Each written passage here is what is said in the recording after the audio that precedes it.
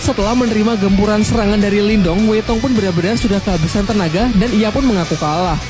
Namun Lindong malah mengatakan bahwa ini adalah pertarungan sampai mati, di mana pertarungan belum selesai jika tak ada salah satu pihak yang mati.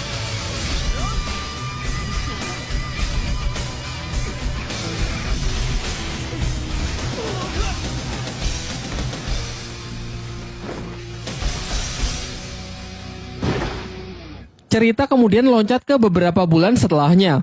Karena kemenangan Lindong dari Sekte Serigala Darah, klan Lin kini menjadi sangat terkenal di seluruh penjuru kota. Selain itu, klan Lin juga telah bersekutu dengan rumah pelelangan milik Xia Wanjin. Sementara itu, Lindong berada di tempat kakek Yanda untuk minum teh bersama dengan saling menggunakan telekinesis untuk menuangkan teh ke dalam gelas. Setelah itu, kakek Yanda menjelaskan kalau menurutnya kekuatan mental milik Lindong mungkin setara dengan miliknya, yakni kekuatan mental tingkat 4. Ia kemudian berpesan agar Lindong terus meningkatkannya karena di dunia ini masih ada tingkat yang jauh lebih tinggi lagi yang bahkan kakek Yanda tak punya kesempatan untuk mencapainya. Scene beralih di sebuah pegunungan yang memperlihatkan seorang pria dengan sebuah pedang di tangannya. Pria ini memiliki kekuatan mental yang sangat kuat. Diperlihatkan menggunakan tebasan pedangnya, ia mampu membelah gunung tanpa melukai kupu-kupu yang melewati jalur serangannya. Setelah itu, ia dihampiri oleh seekor burung pembawa pesan yang membawakan surat berisi sesuatu mengenai makam Nirwana. Di tempat lain, seorang wanita yang terlihat berjalan di atas air mendapatkan pesan yang serupa dari sebuah bunga teratai.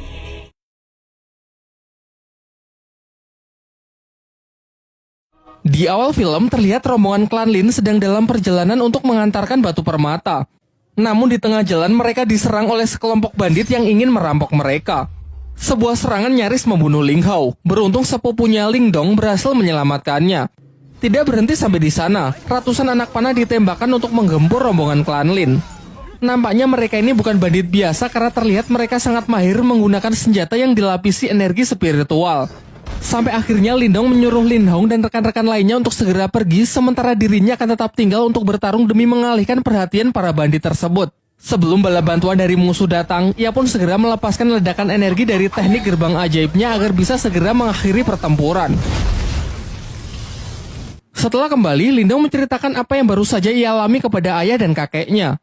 Sang kakek mengatakan bahwa tidak heran banyak orang jahat yang mengincar klan Lin demi mendapatkan batu permata yang sangat berharga mereka.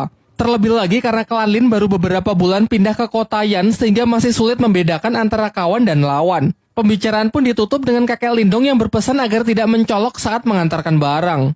Beberapa waktu setelahnya diperlihatkan Lindong yang bermeditasi melatih kekuatan spiritualnya. Namun Marta si rubah putih yang selalu menjadi mentornya masih tertidur sehingga ia ragu apakah latihan sendiri seperti ini akan efektif. Tak lama setelah itu, Ching Tan datang menghampirinya untuk menyampaikan pesan dari kakek Yanda yang ingin menemuinya di perguruan bela diri. Namun sebelum pergi, tangan Lindong merasakan tangan adiknya tersebut sangat dingin. Meskipun langsung Ching Tan tepis dengan mengatakan bahwa dirinya sedang baik-baik saja. Singkat cerita, Lindong pun pergi dengan mengajak si Oyen sampai ke depan pintu gerbang perguruan yang dibaliknya nampak sebuah tepi jurang dengan banyak pulau-pulau yang mengambang di sekitarnya. Dengan menaiki salah satu pulau kecil, datanglah utusan dari kakek Yanda untuk menjemputnya menuju tempat perguruan dari kakek Yanda. Dalam perjalanan, Lindong juga sempat melihat pemandangan para murid lain yang tengah berlatih kekuatan spiritual. Singkatnya, ketika ia sudah sampai di kediaman kakek Yanda, tiba-tiba sebuah serangan datang yang ternyata berasal dari Yue, salah satu murid senior dari kakek Yanda. Di sini ia nampak bersikap dingin kepada Lindong dan bermaksud menantangnya bertarung untuk menguji kemampuan Lindong.